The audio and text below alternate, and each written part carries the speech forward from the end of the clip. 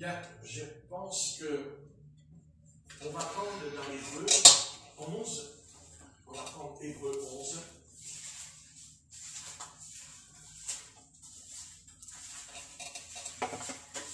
Hébreux 11. Et il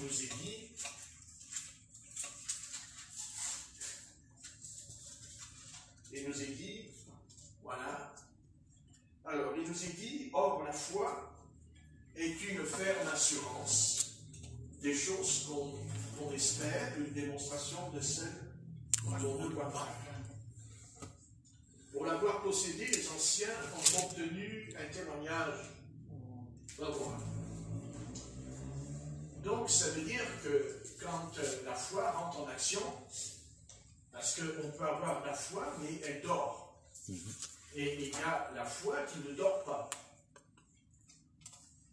Il y a la foi qui est morte aussi, et il y a la foi qui est vivante. Et nous sommes dans un tournant historique de l'histoire de l'humanité, parce que ce que nous voyons, ce que nous vivons, d'abord ça a été annoncé par les prophètes hébreux dans l'Ancien Testament. Et celui qui nous parle de l'époque dans laquelle on se trouve, c'est le prophète Daniel. Il a été visité par Dieu. Et croyez-moi que le prophète Daniel ressemble beaucoup à l'apôtre Jean. Car on retrouve des textes qui sont vraiment incroyables, tous les deux, sans qu'il s'est connu. Et des siècles qui ont passé, et on retrouve dans l'apôtre Jean, il y a là, vous voyez, comment dire que la Bible est un livre seulement. Personne ne peut faire un tel livre, personne n'a pu écrire. D'abord, comment on peut, on dit il y a 66 livres, mais ce n'est pas vrai. Ce n'est pas vrai, il n'y a pas 66 livres dans la Bible, il y en a 65. Parce que le livre d'Esdras et Néhémie, c'est exactement le même livre. Et que c'est encore la fameuse église qui a décidé de couper ça en deux. Donc, je ne dirai pas son nom parce qu'elle me fatiguait. Donc, et j'ai pas envie de fatiguer, rester en bonne santé. Donc, or la foi, il dit or la foi. Je veux dire par là que quand on lit l'épître aux Hébreux, aux Hébreux, on ne va pas tout lire, ça serait trop long. Mais on prendra, on prend l'épître aux Hébreux, et quand on lit, on commence avec Abel au verset 4. C'est par la foi qu'Abel offrit un sacrifice. Et après, on peut continuer, c'est par la foi qu'Enoch fut enlevé, au verset 5. Oui. Et au verset 6, il dit, or, sans la foi, il est impossible de lui être agréable. Alléluia. Et il est impossible de lui être agréable.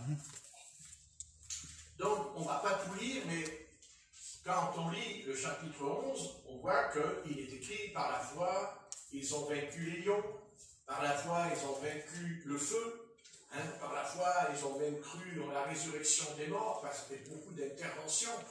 Mais je voulais expliquer que la foi, elle rentre en action quand il va y avoir un événement dans le monde qui va amener la destruction ou la ruine. Parce que la foi, parce que quand on dit que c'est l'arche de Noé qui a sauvé sa famille, en vérité, ce n'est pas l'arche qui l'a sauvé, c'est sa foi. Quand Enoch est enlevé, c'est la foi qui l'a enlevé. Ouais. Vous voyez ce que je veux dire? C'est-à-dire que la foi intervient toujours quand quelque chose est impossible. Amen. Voilà, c'est ça, impossible. Et ce qui va arriver, ce qui va se passer maintenant, c'est quelque chose de très grave.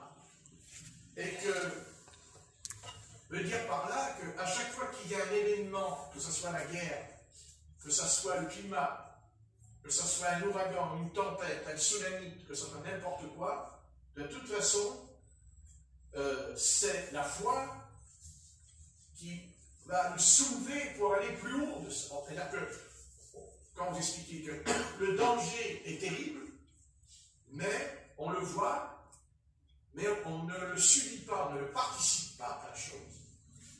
Parce que la foi permet d'être au-dessus. Et c'est ce qui va se passer quand les missiles vont partir. Eh bien, le Seigneur va venir et va nous emmener, va nous soulever au-dessus de ça. On va aller au-dessus. Donc, en bas, ça va arriver. Bon, le missile va partir, mais il ne va pas nous suivre. Et puis, il n'a pas intérêt. Parce que je lui coûte un coup de poing. Je vais dire au Seigneur, je ne veux pas un coup de poing. Tu veux bien, tu le feras. Mais pas maintenant, c'est pas l'heure. Tu le feras à Armageddon, ça. Tu pourras faire tant que tu veux à Armageddon. Quand ils tireront sur mon peuple Israël, quand ils vont venir tirer sur lui, je te donnerai l'autorisation de le prendre et de le renvoyer. Je suis entièrement d'accord avec toi. Mais pour l'instant, ce n'est pas ça le but. Le but, c'est que la foi nous entraîne dans quelque chose qui n'est pas possible. Amen. Voilà, c'est quelque chose qui n'est pas possible. Et c'est ce que dit le verset 6. Or, sans la foi, vous voyez, mais maintenant, on est toujours intéressé par l'intervention de Dieu. Ça, on est content que Dieu vienne nous sauver. On est content que Dieu nous chouchoute un petit peu. Hein, on est très content. Mais pourquoi Dieu va nous sauver? Pourquoi Dieu prend soin de nous? Parce que le verset 6, il nous dit, il est impossible de lui être agréable. Vous voyez? Or, sans la foi, il est impossible. Donc, là, on ne tombe plus dans ce que Dieu va faire. On tombe dans autre chose. C'est-à-dire que Dieu va nous sauver, mais parce que nous avons une relation personnelle avec lui, parce que nous l'aimons, et parce qu'on lui est agréable. Et vous savez, pour être agréable à Dieu, ça ne doit pas être facile quand même. Hein. Pour que Dieu il dit que tu es agréable, il faut se lever très tôt. Hein. Parce qu'on est plus désagréable qu'agréable. Surtout que moi, je suis très, très agréable quand je parle. Ah oui, oui, ça c'est une faculté extraordinaire. Quand je parle, incroyable. Il n'y a pas plus agréable que le pasteur Patrick sur la terre. Ah oui, quand on lui dit quelque chose, mais alors, quel amour! Quel amour extraordinaire. Il y en a qui se disent, j'ai besoin de jeûner pour lui. Hein. Or, sans la foi, il est impossible. Je veux dire par là que ça soit pour être protégé, que ça soit pour être nourri, pour être logé, pour avoir de l'argent.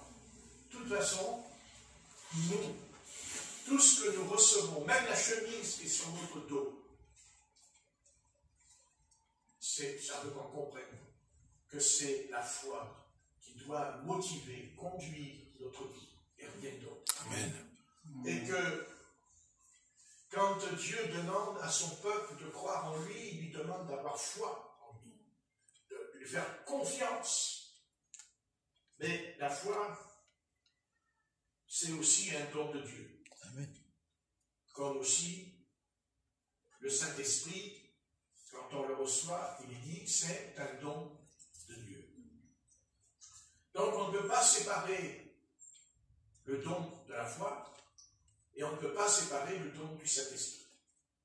Ils sont unis ensemble. Mais le Seigneur, voyant qu'il n'a pas obtenu, parce que ce qu'il attendait d'Israël, c'est ça. Et quand ils sont sortis d'Égypte, qu'est-ce qu'ils font? Eh bien, ils n'ont pas la foi quand ils sortent. Ils ne l'ont pas. Et c'est pour ça qu'ils sont restés 400 ans esclaves. Parce qu'ils n'étaient pas prêts. Ils n'avaient pas la foi. Et la suite de la conduite du peuple d'Israël dans le désert du Sinaï va prouver que Dieu a eu raison de ne pas intervenir. Parce qu'il n'aurait pas pu intervenir. Parce que Dieu n'intervient pas. Simplement parce qu'il a décidé d'intervenir. Ça ne se passe pas comme ça avec lui. Dieu intervient parce qu'il voit qu'on veut participer avec lui. Il veut qu'on soit un ami avec lui. Dieu ne fait pas les choses tout seul. Il les fait avec des hommes, des femmes, comme Déborah, la prophétesse, avec... vous voyez ce que je veux dire? Dieu, c'est ça qu'il veut, Dieu. Il veut qu'il cherche, et il dit, si je trouve un homme, il dit, je sauve Jérusalem. Vous voyez ce que je veux dire? Il dit, si je trouve un homme, je sauve Jérusalem. Donc, si on vous pose une question, vous dites, mais pourquoi vous croyez en Dieu? Pourquoi vous lisez la Bible? Tout ça. Non, mais c'est pas ça. C'est pas le fait qu'on lit la Bible. C'est pas le fait qu'on croit, ça, c'est pas ça. C'est pas ça. C'est qu'on a la foi. Amen. Et on n'a pas la foi parce qu'on veut croire, mais parce que il y a eu quelque chose qui s'est passé en nous. C'est-à-dire, souvenez-vous, avant de vous convertir, vous ne connaissiez pas le Christ. Et si on vous avait dit, en sortant du berceau, que vous alliez rencontrer le Christ, et que vous allez faire des prières et la lecture de la Bible à la fin de votre vie, allez, c'est un peu curieux votre histoire. Mais, voyez, qu'est-ce qui est en jeu aujourd'hui? C'est le destin de l'humanité, c'est le destin des hommes qui est en jeu. C'est ce qui va, c'est pas seulement ce qui va arriver, parce que Dieu, lui, il sait déjà ce qui va arriver, il l'a déjà vu, il le sait, Dieu, lui, il peut le montrer en image, ce qui va nous arriver. Et il ne le montrera pas, il ne le fera pas, parce que on n'est pas assez sage. D'ailleurs, il ne l'a même pas montré à Adam, parce que le Seigneur a pu dire à Adam, regarde ce qui va t'arriver, regarde, t'as vu le serpent, ton épouse, ensemble et tout. Non, Dieu aurait pu le faire, pourquoi? Dieu est le Dieu des visions. Il ne faut pas oublier que l'arme de Dieu, c'est quand même la vision. C'est ça le prophète. Le prophète, c'est quelqu'un qui a une vision, une surnaturelle, une voix. Avant Jean, l'Apocalypse, il a vu tout ce qui se passe là, il l'a vu. Mais il a écrit en symbole. Il l'a écrit parce que Dieu lui dit, tu vas écrire ce que tu vois, mais tu vas l'écrire comme moi quand je parlais en parabole. Et seuls les élus auront la révélation de ce qu'ils vont comprendre. Le monde, il dit la guerre, bruit de guerre, la famine, il va tout ce qui se passe. Mais nous, on a un avantage sur eux. C'est que nous savons que cela a été annoncé. Par qui? Par des médiums? Non. Par des voyants? Non. Mais par Jésus-Christ. Par Jésus-Christ. Parce que c'est Jésus-Christ qui nous parlera dans Matthieu 24. C'est Jésus-Christ qui nous explique ce qui va se passer. À part Daniel, qui nous parlera des 4 royaumes, des 4 empires, qui nous dira que c'est le 4e empire qui, à la fin des temps, va s'écrouler quand le Messie reviendra, il va être anéanti. Parce que le 4e empire, bien sûr c'est Rome, mais en vérité c'est pas que Rome. Le 4e empire, c'est l'Europe. C'est l'Europe, c'est le continent européen.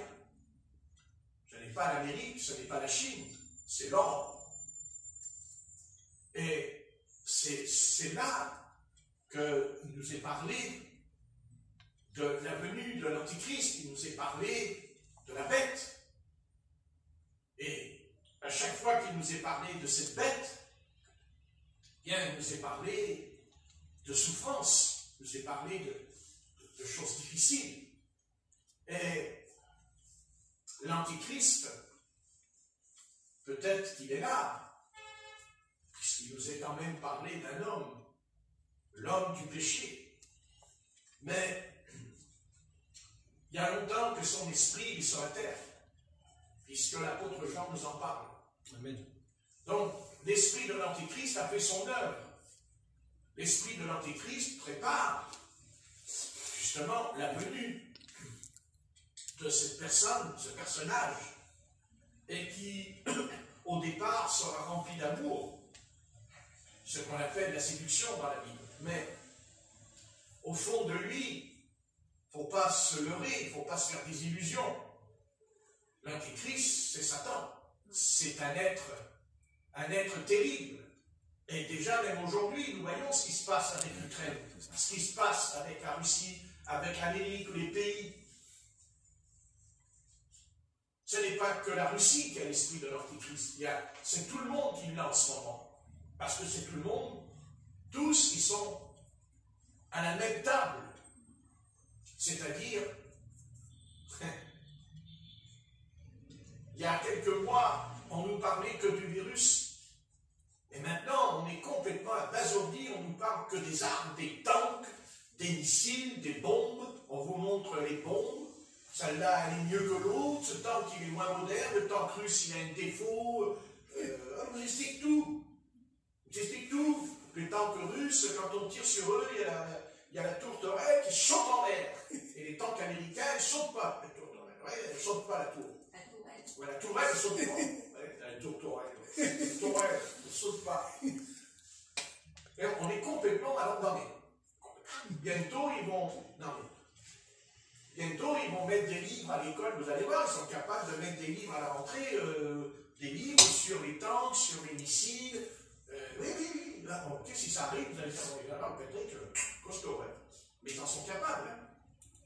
Parce qu'ils ont dit, nous sommes une génération, on n'a pas connu la guerre. Donc, ils vont nous la faire connaître, la guerre.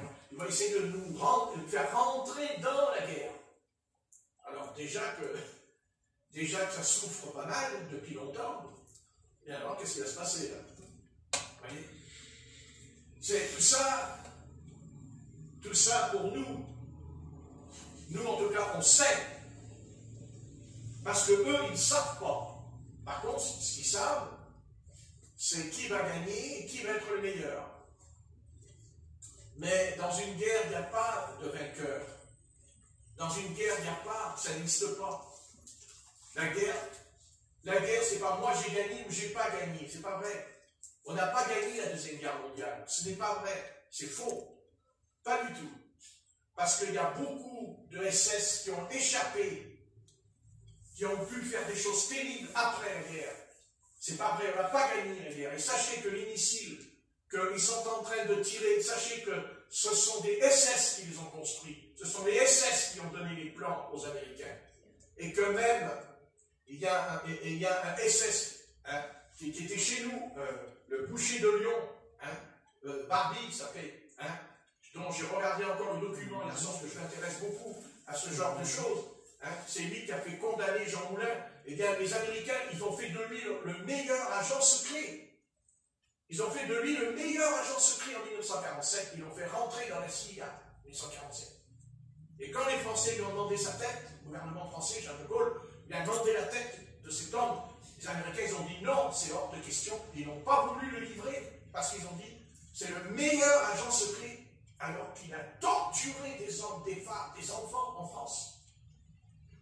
Il s'est occupé de la rafle à Paris, des Juifs. Mais les Américains ont dit non. Et même, il y a eu des SS qui sont après devenus des ingénieurs. Et sachez que les fusées qui montent là-haut, ce n'est pas les Français, ce n'est pas les Américains qui les ont inventés. C'est pas vrai. Non, c'est l'armée d'Hitler. C'est ceux qui travaillaient pour Adolf Hitler. Absolument, vous savez, donc c'est pas vrai. Ce n'est pas vrai. C'est pas vrai. Par contre, il y a un peuple qui a donné une raclée à Hitler. Il y a un peuple qui a donné une raclée dure. C'est la Russie qui a frappé Adolf Hitler. A frappé, ça c'était dur. Et c'est pour ça qu'aujourd'hui ça recommence. Parce que la Russie, ce qui se passe avec la Russie, ce n'est pas, ça ne date pas d'aujourd'hui. Ça remonte à Napoléon Bonaparte. Ça remonte, vous vous rendez compte? Et que la Bible ne se contredit pas. Et que la Bible dit Gog. Gog au pays de Magog. Vous voyez? Et même il est dit que 1000 ans après, il dit Gog montera à la surface de la terre. 1000 ans après, c'est-à-dire que Gog va être frappé par l'Éternel. Avant que commence 1000 ans. Et pourtant, il dit que quand Satan sera relâché de sa prison, Gog va revenir. Et là, Gog ne s'en prend pas à Israël, il s'en prend à la nouvelle Jérusalem. Il va monter jusqu'en haut pour nous attaquer. Il va essayer de nous attaquer. Vous lirez l'Apocalypse, il va nous attaquer. Donc Gog est un ennemi terrible. Et ce soir, nous savons qui est la Russie. Nous le savons. Nous ne sommes pas... le monde païen ne le sait pas, et même s'il le sait, il ne comprend pas l'aboutissement de ce qui va se passer avec Gog. Seul l'Éternel le détruira avec, bien sûr, son armée. Son armée, ce sera nous, parce que nous allons détruire Gog quand on reviendra au deuxième retour du Messie. Ça se passera là-bas en Israël, dans la vallée de Josaphat. Il y aura cette guerre terrible avec Gog. C'est Gog qui viendra jusqu'aux portes de Jérusalem, dit la Bible. Alors, vous voyez que s'ils vont aller jusqu'aux portes de Jérusalem, je ne vois pas pourquoi ils vont s'arrêter à la porte de l'Europe. Non, Gog va venir. Ils vont venir. Et même s'ils ont toutes les armes qu'ils veulent, ils peuvent dire tout ce qu'ils veulent, mais il viendra quand même, parce que Dieu, il dit, comme une tempête, il soufflera comme une tempête du septentrional. Le Seigneur dit, la tempête va venir, il va souffler d'un coup. Et ils ne pourront rien faire. D'abord, pourquoi? Parce que Dieu est capable aussi de déclencher des cataclysmes sur les autres nations. Dieu demain peut envoyer un violent tremblement de terre terrible. Amen. Il peut faire trembler la terre, il peut faire tout. Et Gog montera, Gog gagnera. Parce que c'est le plan. Et pourquoi? C'est pas juste, vous direz. Oui. Mais reconnaissez quand même qu'il y a une contradiction ce soir, que quand on nous montre les informations avec toutes les images, en voyant des familles entières dans les métros, dormir la nuit sans eau, sans pouvoir se laver, quand ils regardent leur appartement, il n'y a plus rien. Imaginons-nous qu'à nous, ça nous arrive, ça. Vous vous rendez compte dans quel état on serait s'il fallait descendre dans la rue, aller dans le métro, là, maintenant, et que les sirènes, elles sonnent, et que les missiles arrivent? Marquez, c'est ce qui va arriver. Je n'ai pas dit quand. Mais ça va venir. Comme je vous ai dit que quand j'étais jeune, quand j'avais 20 ans, je vous ai dit, j'ai reçu les prophéties, que Dieu m'a dit qu'il y aurait ça. Eh bien, vous vous rendez compte, je suis en train de le vivre. Sous mes yeux. J'en reviens pas même. J'avoue même que j'y croyais même pas des fois. Je dis, non, c'est pas normal cette histoire. Eh ben, c'est pas normal l'histoire. Dieu dit, tu vas voir, c'est pas normal l'histoire. Je vais te montrer, moi. Tu vas voir. Tu vas rester encore en bas et je vais te montrer, moi, ce que je t'ai dit. Je me rappelle quand j'étais rentré dans la cave, j'ai dit au frère Albert, parce que c'est Dieu qui saisissait cet homme, et j'ai dit, oh, arrête-toi, là, prophétiser, c'est pas de Dieu, ça vient pas de Dieu, et Dieu, il m'a pas dit ça. Et le soir, on se met en prière, et d'un seul coup, je suis l'Éternel, ton Dieu qui te parle. Pourquoi tu m'as dit que c'est? Il m'a dit que c'est pas moi. C'est cette histoire. Ça partait, hein. Parce que là, la prophétie, elle n'était pas gentille, hein, pour moi. Ça a été dur, hein. J'ai pris pas la figure, hein. Ah ouais. Et puis toute la pièce était envahie d'une présence terrible. Et j'ai compris.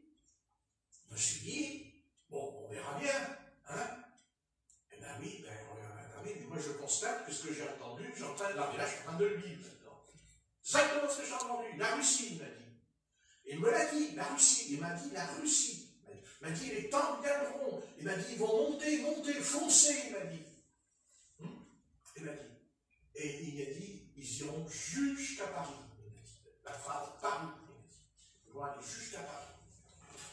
Et il m'a dit, ça va être terrible. Il m'a dit, le sang va couler dans les caniveaux, il m'a dit. Même toi, tu descends dans la rue, il m'a dit, tu crieras quand les gens sont par terre, tu m'as crié avant qu'ils meurent. En disant, parce que c'est ce que je vais faire. Vous voyez, c'est pas les grandes réunions d'évangélisation, hein, vous savez. C'est beau ça, hein? Prends ton manteau là, tu tombes par terre. Ce ne sera pas ça. Donc on verra bien si c'est vrai ou pas. Mais en attendant, ça en prend le chemin, ça c'est sûr. Vous voyez? Et il ne faut pas perdre l'équilibre, il faut rester calme. Il ne faut pas avoir peur, parce que Dieu nous protégera. Amen. Il n'y a pas de problème, Dieu nous protégera. Et même Dieu peut-être qui dira à un moment donné, vous allez aller dans tel endroit, vous allez. Peut-être qu'il n'y a pas que nous, peut-être qu'il y aura d'un coup, les enfants de Dieu dans cette ville vont se rassembler à Lyon, Paris, partout. Ils vont être conduits par Dieu quelque part. J'en suis sûr. Parce que Dieu peut le faire, il l'a fait avec Israël, devant la mer Rouge. Amen. Vous savez, Pharaon il est venu, mais Dieu lui a ouvert la mer aussi. Mais pourquoi? La foi. Parce que c'est la foi. Autrement, voilà.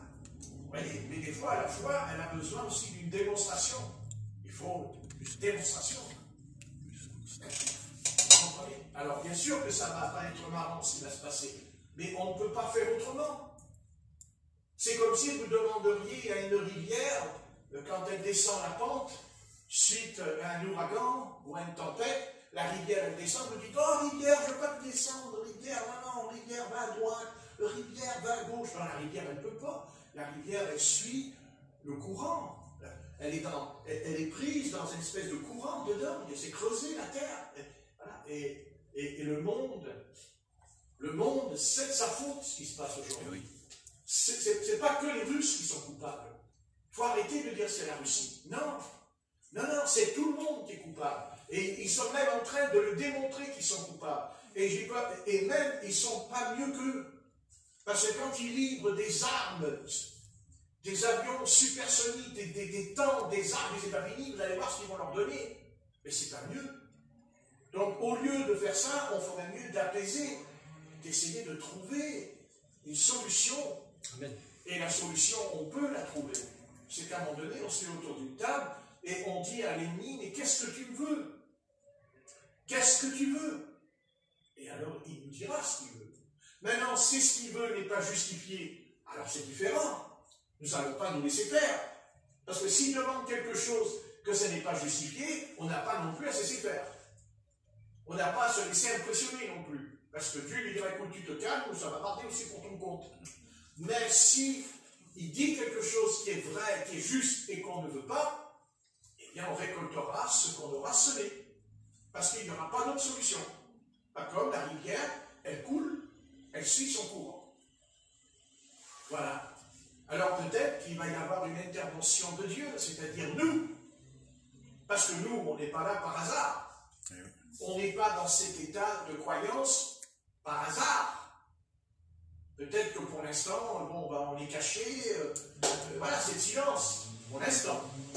Mais ça ne veut pas dire qu'au moment où ça va devenir, disons, regarde, c'est foutu, là, c'est terminé, c'est cuit, là, l'affaire. Et c'est peut-être ce qui va se passer. Et peut-être que c'est là que le Saint-Esprit, pas nous, c'est pas nous qu'on va se lever, oui, regardez, on est là, nous, on est là, nous, on va sonner la cloche, vous savez, vous savez. Non.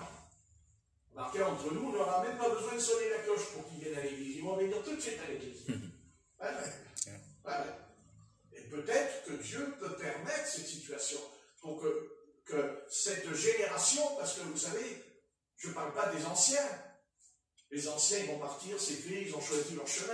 Je parle de la génération comme Cindy, qui est jeune. Ils sont des millions et des millions sur la terre. Et eux, c'est-à-dire, que vont-ils devenir? Qu'est-ce qui va se passer dans leur vie? Dans le futur? N'est-ce pas? Donc, il est possible que le Seigneur va tenter de parler à cette génération pour qu'elle ne soit pas perdue, mais pour qu'elle soit sauvée. Mais comme les anciens n'ont pas voulu écouter ce que Dieu a dit, puisque les anciens, ils ont entendu l'évangile depuis 50 ans, 70 ans, mais ils n'ont pas voulu de cet évangile. Ils ont dit non, mais pas les enfants. Les enfants ne sont pas coupables. Les enfants ne sont pas coupables, c'est ce que dit d'ailleurs Ézéchiel. Dieu ne tient pas compte des péchés de leur père. C'est pas vrai, c'est écrit. Chacun rend compte de son péché devant la face de Dieu. Donc cette génération, cette jeunesse, même une jeunesse qui est plus encore jeune que notre Cindy, encore plus jeune, des jeunes de 10 ans, de 6 ans, 7 ans, eux, ils sont innocents, ils ne savent pas ces choses, ils ne comprennent pas ce qui se passe, même les petits-enfants, ils ne comprennent pas. Donc c'est peut-être là que nous allons jouer un rôle, peut-être que quelque chose va se mettre en place, en disant, voyez, voilà, vous, dans la génération des anciens, parce que vous êtes des anciens, mais vous m'avez accepté, vous m'avez obéi, vous avez cru, vous m'avez fait confiance pendant des années. Maintenant, l'heure est venue, vous allez intervenir. Vous allez intervenir. C'est pas nous-mêmes qu'on va intervenir, qu'est-ce qu'on est, nous? Hein? Bon, mais c'est le Christ, le Seigneur, à un moment donné, l'Esprit va descendre puissamment en nous. Va descendre carrément. Et qu'est-ce qu'il va faire, l'Esprit? L'Esprit, il va dire quoi? Il dit, hello, elle est là. Vous avez oublié que sur la terre, il y a l'Église. que c'est moi qui ai dit je bâtirai l'église sur la terre. Et que de l'église, Satan a tout fait pour justement que cette église que Dieu a bâtie, Satan a tout fait pour la rendre fausse, pour la dénaturer. Et nous savons très bien qui en est l'instrument. Nous le savons très bien. C'est pour ça que la confrontation, de toute façon, elle viendra. Parce que vous savez, nous, le combat qu'on va livrer, c'est pas contre l'armée rouge, c'est pas contre la Chine, nous, qu'on va livrer le combat. Oh non! C'est contre la fausse église, qui se dit être la mère. Et donc, quand on sort, on est perdu. Parce que le combat, à un moment donné, va se situer à un autre niveau, vous savez. C'est-à-dire un niveau surnaturel. La confrontation va être sur... Parce que tout ce que vous entendez, tout ce que vous voyez, toutes les armes là qui tirent et tout, mais c'est Satan. C'est Satan, c'est la puissance des ténèbres qui est en train de se déchaîner quand vous regardez les informations. Attention, c'est la puissance des ténèbres. Alors, qu'est-ce que ça va être quand l'épouse sera enlevée, quand elle ne sera plus là, quand il n'y aura plus l'église de Jésus-Christ sur la terre? Mais il faut que le monde, il faut que les nations sachent qu'elles ont été trompées. Non, ils n'ont pas été trompés par Israël. Non, Israël n'a pas trompé les nations, c'est pas vrai. Non, c'est l'Église catholique romaine, et je dis son nom, et je n'ai pas peur de dire son nom, avec son chef, qui a trompé les nations.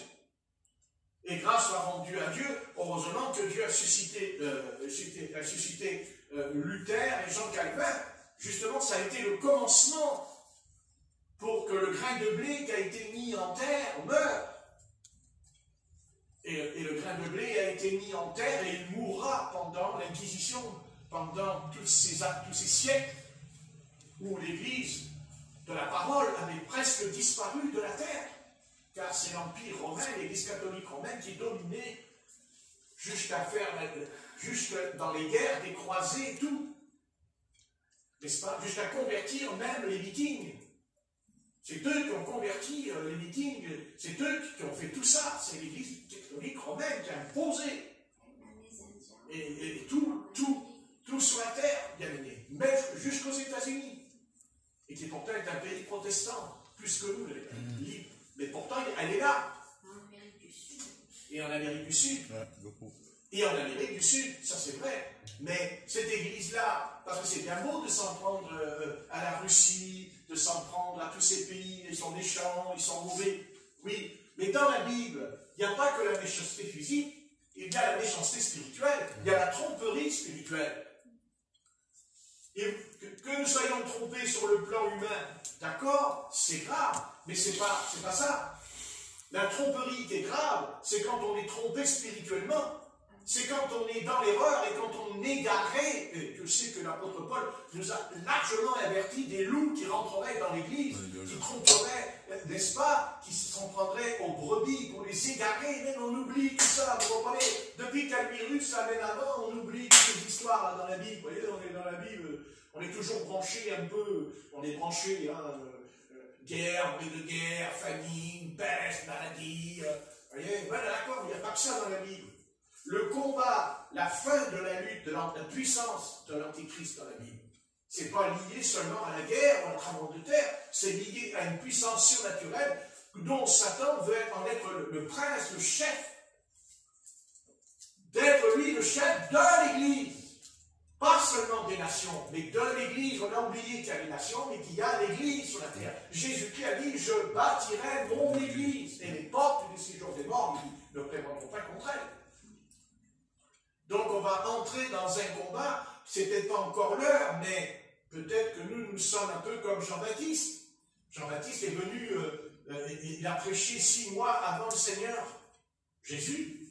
Il a dit, je suis la voix qui crie dans les airs, préparez le chemin. Donc, à un moment donné, la puissance de Dieu va venir, elle va descendre. Elle viendra parce que c'est l'heure, il faut que la puissance de Dieu descende, autrement on ne sera pas enlevé. On sera enlevé dans les nuées parce que la puissance de Dieu va descendre sur nous. Amen. Et quand on aura atteint C'est-à-dire qu'on va être conduit dans une maturité énorme, et c'est là que nos corps seront changés. En un clin d'œil, d'ailleurs. Parce que ce qui va se passer, c'est un clin d'œil. Quand ils vont tirer, ça prend un clin d'œil aussi. Hein. Vous voyez ce que je veux dire? Ça correspond quand même un peu, vous voyez? Voilà. Nous, ce qui nous intéresse, c'est l'Église. Maintenant, on n'a pas dit que... On ne dit pas qu'on ne s'intéresse pas à ce qui se passe. On n'est pas là en disant « Ouais, je m'en fous, ça n'intéresse pas ce qui se passe, la guerre, ils se débrouillent, c'est leur problème. » Oui, c'est vrai que c'est leur problème, ils l'ont cherché, ils l'ont cherché. De toute façon, ce qu'on sème, on le récolte. Oui, c'est tout. Ils l'ont cherché, c'est clair. C'est leur problème. De toute façon, c'est leur royaume, c'est leur monde à eux. C'est ce que dit Jésus. Le prince de ce monde de ténèbres, c'est le monde. Nous ne sommes plus dans le monde. J'espère que personne ici est dans le monde. Parce que si quelqu'un est dans le monde, il est perdu. Perdu aussi sur le plan physique, mais perdu spirituellement. Parce que même si, admettons, on doit mourir dans cette guerre, mais on est sauvés, les amis. On a la vie éternelle. C'est pas un problème, ça, pour nous. C'est pour ça qu'on n'a pas peur. J'ai pas dit que ça sera facile. J'ai pas dit que, bien sûr, on est des êtres humains, on est tous des humains. Mais à un moment donné, la puissance de Dieu, c'est Dieu qui va venir en nous, qui va se manifester, je suis sûr. Et vous allez voir, ça va, oh là, il va se passer des choses incroyables. Et Dieu qui est bon aura encore de l'amour et pitié pour certains humains qui sont sincères. Parce que toute l'humanité n'est pas pourrie. Non, non, c'est pas vrai. Il y a certainement encore des hommes, même des hommes politiques, des ambassadeurs, des grands, des petits, des moyens, qui au fond vont dire, mais alors là, hey, on va où là? Qu'est-ce qui va se passer là? Qui va nous sortir de là? Qui va nous sortir de ce bourbier? Qui va nous sortir de ce conteneur pourri à l'intérieur? Parce que là, ils sont carrément dans le conteneur, les gars, là. Hein? En ce moment, le conteneur, il n'est pas rempli d'ordures, il est rempli de balles, de missiles, de cartouches. Quand on met la télé, ils disent « Alors, la guerre, tu mets une chaîne dans la guerre, tu mets notre chaîne dans la guerre, tu mets notre chaîne dans la guerre. » Il y a 3 mois, les chaînes « Virus !» Même si tu n'as pas attrapé le virus, dis donc. Quand tu regardais, tu disais « Est-ce que je n'ai pas attrapé le virus ?» À force de regarder la télé. Non, mais c'est vrai. Plus tu regardais la télé, plus tu regardais la télé s'il y a le virus, plus tu te demandais si tu te lèves, tu mettais la télé, le virus, il a attrapé le virus ou pas, tu vois. Oui. Maintenant, le virus, il a eu peur de la guerre, c'est voilà, mais c'est les démons. Bien sûr qu'il a eu peur de la guerre, mais pourquoi? Mais parce que c'est un prince supérieur au virus qui est venu. Mais c'est certain. Mais moi, je sais que c'est ça qui se passe dans le ciel, dans l'air. Bien sûr, c'est un prince qui a dit « pousse-toi ». Et c'est pas fini. Et c'est pas fini. Vous comprenez? Mais ça, c'est un autre détail. Mais une chose est certaine, c'est qu'au milieu de ce marasme, au milieu de ce qui va se passer, parce qu'il n'y a pas que la guerre, il va y avoir le climat qui va s'emmêler. Il y a le climat qui va venir.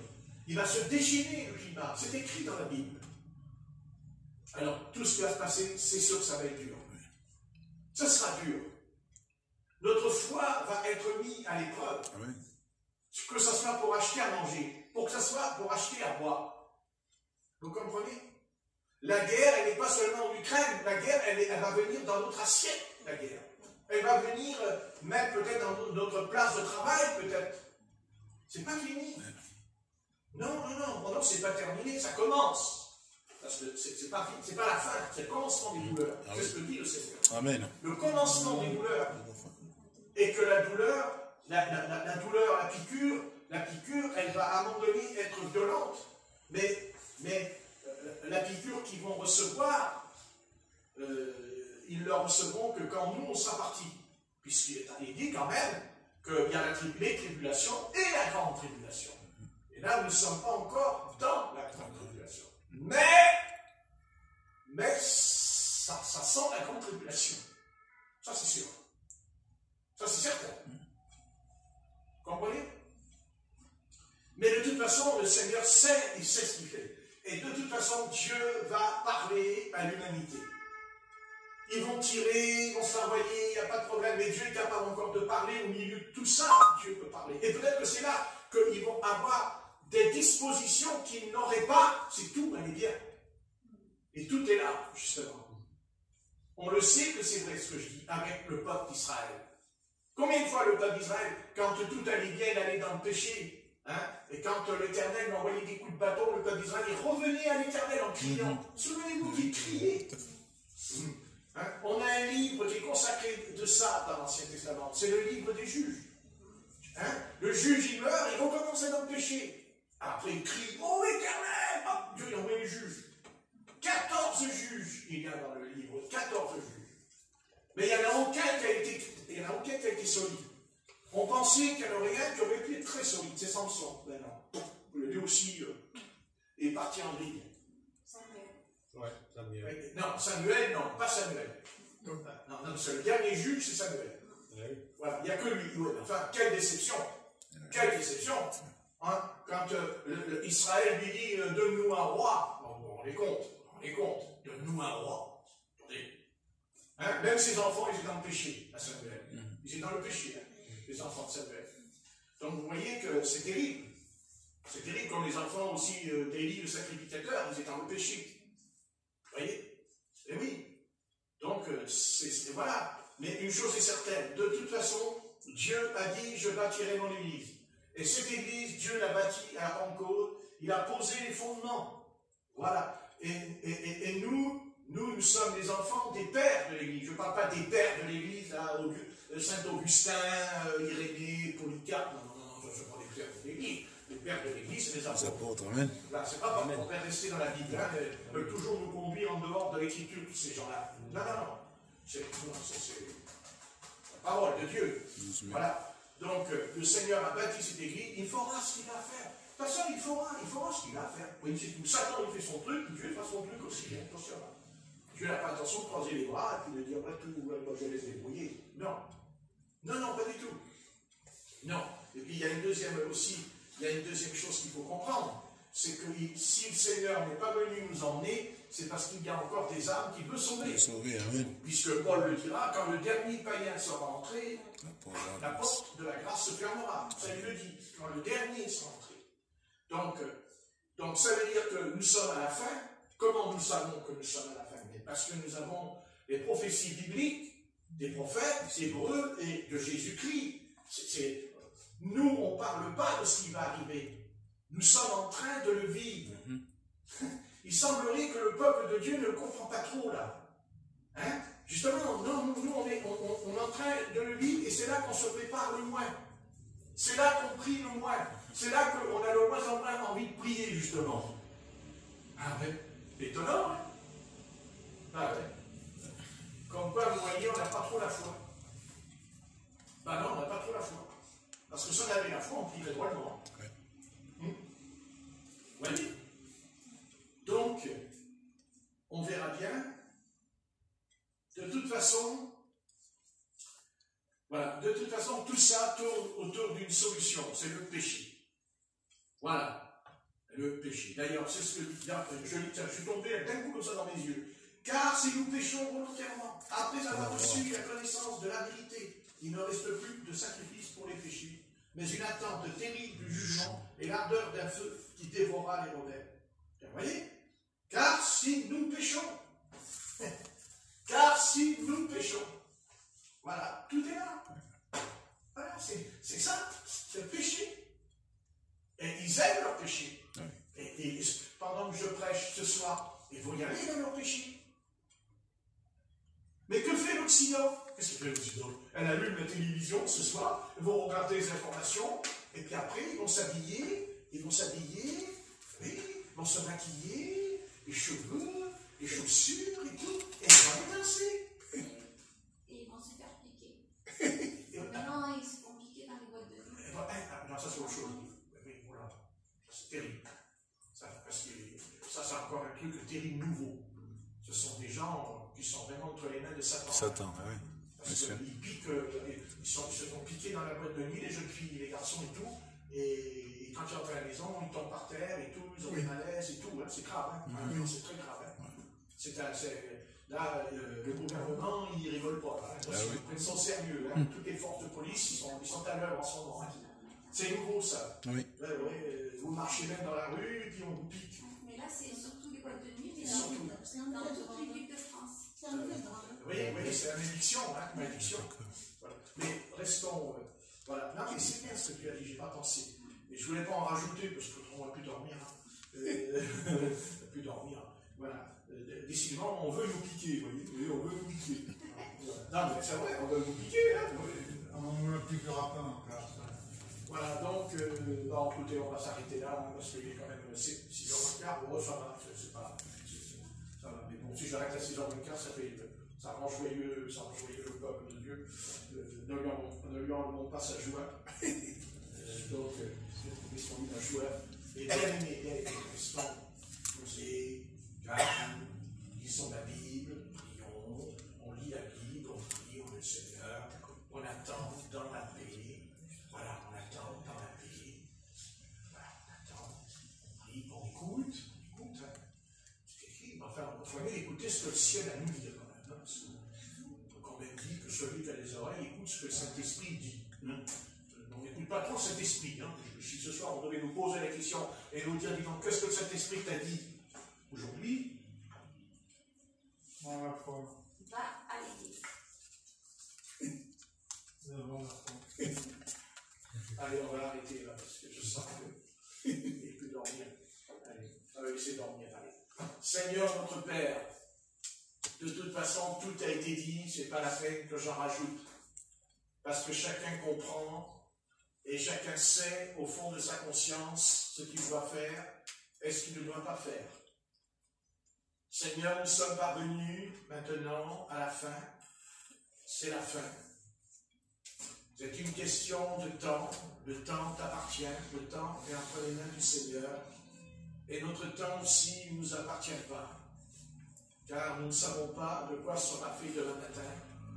Mais, Seigneur, ne nous oublions pas que, de toute façon, tu es notre Sauveur, tu es notre bien-aimé, tu es notre Seigneur, et ne perdons pas la communion avec l'Esprit Saint. Gardons la communion, gardons la paix, la joie de Jésus-Christ. Amen. Car Dieu, tu n'as pas à nous infliger ce qui se passe. Nous ne sommes pas responsables, nous n'en sommes pas coupables. Nous les avons avertis pendant des années. Nous avons fait l'église, nous avons prié, nous avons chanté. Enfin bref, eh bien, on s'est conduit comme toi tu l'as voulu. Et nous prions pour ceux qui sont sortis. Ils ont intérêt à revenir rapidement. Car Seigneur, ce ne sera plus les paroles du Patrick qui va venir, mais ce sera les paroles de Dieu. Amen. Et ce ne sera pas la même chanson et le même cantique. Et attention, parce que Seigneur Patrick, il a répété pendant des années les mots. Et voilà, ben maintenant, j'ai plus besoin, j'arrête de répéter, puisque c'est fait, c'est là. On verra ce qui va se passer ce soir, et peut-être demain matin, on ne sait pas. Mais c'est mal parti, et ça va mal tourner, ça va mal finir, parce que, voilà, c'est comme le vinaigre, c'est comme ça tourne mal, c'est très mal, et je ne peux pas m'exprimer car je ne suis pas un homme d'esprit, je n'ai pas fait des études, j'ai un langage un peu particulier dans ma bouche, je sais, mais mon esprit, lui, il sait ce qu'il dit, parce que c'est mon esprit qui fait ressentir les choses et non pas mon instruction, puisque j'en ai pas. Mais je sais que je ne me trompe pas, Seigneur, parce que c'est toi qui as voulu que je sois créé comme ça. Et bien sûr qu'il faudra encore former des choses dans moi, mais ça ne change pas, l'origine est la même. C'est ton essence divine, c'est toi qui dis les choses, et Dieu sait que j'ai dit des choses, hein, jusqu'à la mort, car quel est l'homme qui prêche la parole et qui dit qu'il va y avoir des morts et tout, et c'est ce qui s'est passé, n'est-ce pas? Dieu a peut-être qu'il n'a pas fait beaucoup, tant mieux pour nous, mais il en a fait une fois pour bien nous donner une leçon, une deuxième fois, une troisième fois, parce qu'il y a 3 fois que le coup a été donné. Alors écoute Seigneur, c'est toi maintenant, et toi seul par ton esprit qui peut éclairer les âmes et leur montrer, de faire très attention, parce que voilà, faire attention, parce que sur la terre, Seigneur, d'accord, je comprends qu'on voudrait être riche, qu'on voudrait avoir de l'argent, qu'on voudrait avoir une situation aisée, je le comprends tout ça. Mais pour moi, c'est du vent, ça ne m'intéresse pas, c'est de la fumée de toute façon, Ça ne m'intéresse pas du tout, parce que je l'ai compris dès l'âge de 17 ans et demi. J'ai toujours compris que quand j'étais jeune, un jeune disciple, c'est vrai, voilà, je ne suis pas né dans une assemblée, je n'ai pas été converti dans une assemblée, je suis converti tout seul dans la chambre, avec la Bible, la parole, tout seul. Et c'est toi qui m'as convaincu que j'étais pécheur, que j'étais perdu, condamné à la perdition éternelle. Et personne ne m'a enseigné ces choses. C'est toi seul qui me l'as fait comprendre. Et tant mieux pour moi, car tu m'as fait cette grâce de comprendre. Mais j'ai été certainement marqué profondément par ce sujet. Et je le transmette aux pécheurs de faire bien attention parce que, Seigneur Jésus, franchement, qu'est-ce que c'est de vivre 80 ans ou 90 ans sur la terre par rapport à la vie éternelle, à l'éternité? Seigneur, c'est ça qu'il faut arriver à comprendre, à saisir, que les biens terrestres, on en a besoin, c'est normal, on a un corps humain, et notre corps humain doit se laver, doit prendre la douche, c'est normal, qu'il doit manger, c'est normal, mais franchement, c'est pas ce qu'on recherche le plus.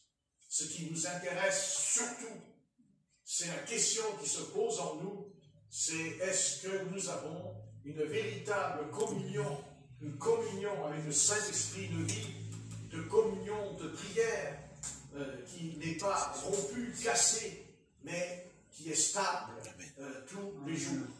Car il y a là un problème qui règne partout dans le peuple du Seigneur, je sais, il y a un problème grave.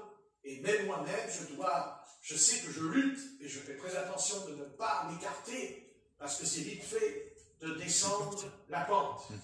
Et la remontée, c'est plus compliqué. Donc, il ne faut pas descendre, mais il faut monter. Et pour monter, il faut remplir le contrat. Et le contrat, c'est la prière et la méditation, la lecture, l'étude de la Torah.